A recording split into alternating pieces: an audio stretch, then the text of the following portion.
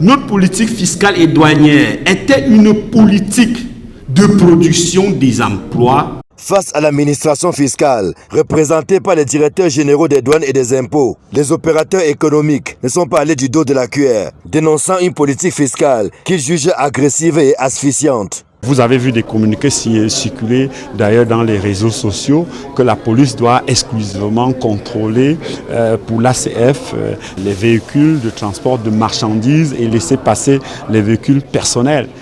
En réalité, on dit là qu'il faut intercepter l'outil de production de la richesse contre l'outil de consommation de la richesse. Et nous venons le dire, c'est une erreur. Le Camerounais qui vit en France doit payer un impôt pour venir au Cameroun, il doit payer 300 € pour son visa. La forte agressivité de la douane et des impôts décourage toute possibilité d'aimer le travail au Cameroun. Pour les opérateurs économiques, le Cameroun gagnerait à adopter une politique fiscale incitative, favorable au développement des industries et à la croissance économique. L'objectif là, c'est de discuter avec eux pour qu'on essaie de remettre la balle au centre et qu'à la fin, qu'on ne prenne que le juste impôt. Nous pensons qu'on peut collecter beaucoup plus d'impôts que ça sans agresser qui que ce soit. Il semble bien que notre administration ne l'a pas encore véritablement perçu. La preuve, vous avez vu le classement de tout à l'heure, que le Cameroun n'était même pas dans les pays attractifs.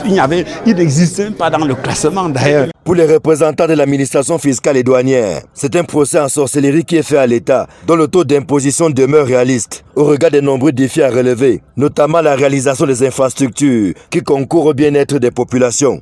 Est-ce qu'il y a trop d'impôts au Cameroun?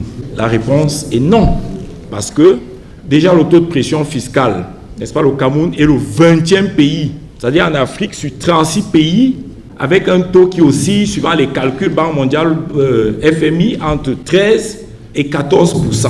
En matière d'investissement, la quasi-totalité des investissements au Cameroun sont défiscalisés. Maintenant, la consommation. Tous les produits de première nécessité sont exonérés au Cameroun. Pour l'instant, les opérateurs économiques crient à l'asphyxie totale.